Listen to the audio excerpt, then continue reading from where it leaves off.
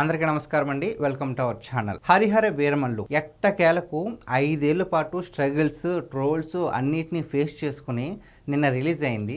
So ఈ cinema ఎలా ఉంది అంటే చాలామంది ఈ సినిమాని సెకండ్ హాఫ్లో కాస్త విఎఫ్ఎక్స్ డల్గా ఉందని చెప్పి ట్రోల్ చేస్తున్నారు. ఓకే, ట్రోల్స్ నిజంగానే విఎఫ్ఎక్స్ నిజంగానే కాస్త డల్గానే అనిపించింది. కానీ ఓవరాల్గా సినిమాలో చూసుకున్నట్టయితే కనుక పవన్ కళ్యాణ్ గారు వన్ మ్యాన్ షో మొత్తం ఇచ్చి పడేశారు. అలాగే కీరవాణి గారు సోల్ ఆఫ్ ద మూవీ అని చెప్పొచ్చు. మ్యూజిక్ మొత్తం కూడా ప్రతి ఒక్కరికి గూస్ బంప్ తెప్పించారు.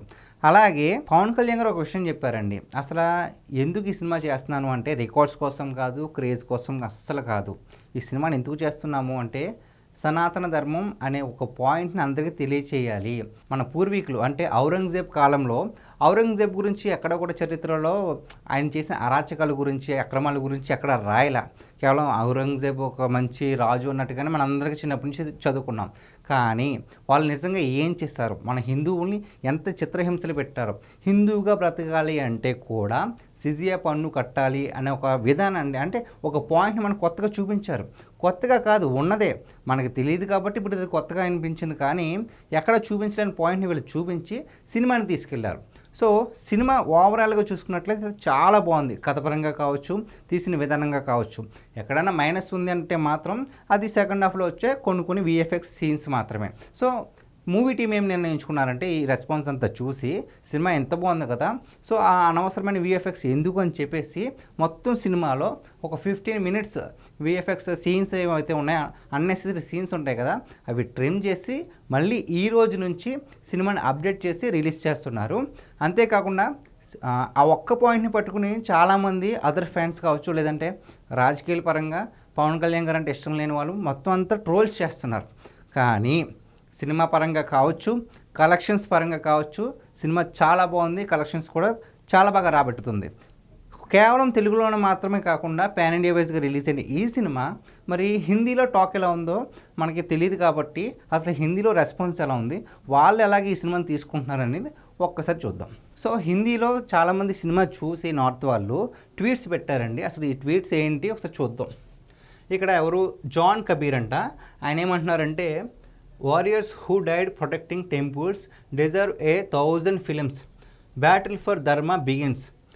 Starts that journey with Pawan Kalyan garu and Harihara Veeramallu అని చెప్పేసి ఒక పోస్ట్ పెట్టారు. ఏమంటున్నారంటే, చాలామంది వీరులు మన టెంపుల్స్ని కాపాడడానికి ప్రాణాలు కోల్పోయారు. సో ఇటువంటి చరిత్రను మనకు చూపించడానికి పవన్ కళ్యాణ్ గారు ఒక కొత్త జర్నీని స్టార్ట్ చేశారు అని చెప్పేసి అప్రిషియేట్ చేస్తున్నారు. అలాగనే ఆల్కా సింగ్ అనే ఒక ఆవిడ ఏమంటుందంటే, truth hurts but it also heals. That's what I felt watching this. Respect Pavan Kalyan for telling it in Harihara Veeramallu. నిజం అనేది బాధాకరంగా ఉండొచ్చు, కానీ అదే నిజం.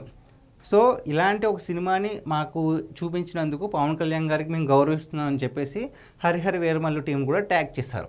ఇంకొక విజయ్ అని ఒక ఆయన ఏం పెట్టాడంటే, we own it to everyone Sanatani who paid jizya to simply stay alive.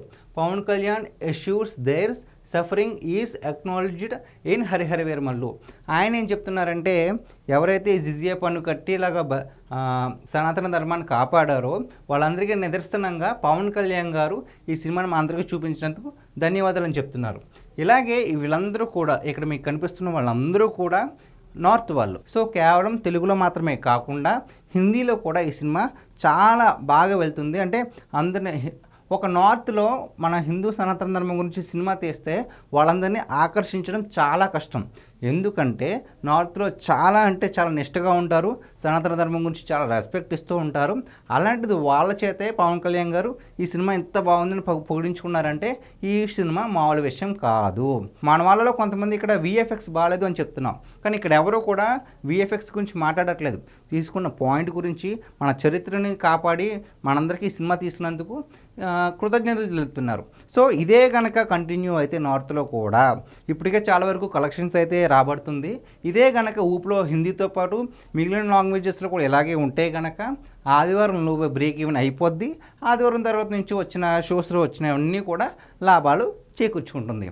So trolls చేసేవాళ్ళు ఎప్పటికీ చేస్తూనే ఉంటారండి. సో విఎఫ్ఎక్స్ నిజంగా చెప్పాలంటే కాస్త డల్గానే ఉంది, కానీ ఓవరాల్గా సినిమా సూపర్. చూడని వాళ్ళు ఎవరైనా ఉంటే చూసేయండి. అండ్ ఈ సినిమా ఒక కల్పిత పాత్ర అయినప్పటికీ పూర్వంలో మన హిందువులంతా ఎంత ఇబ్బంది పడ్డారు, మన సనాతన ధర్మాన్ని, మన వేదాలను ఎలా కాపాడుకున్నారు అని తెలుసుకోవాలనుకుంటే మాత్రం సినిమాని తప్పకుండా చూడాల్సిందే. ఆల్రెడీ సినిమా చూసిన వాళ్ళు ఉంటే కనుక సినిమా ఎలా ఉందో కామెంట్ చేయండి. Thank you.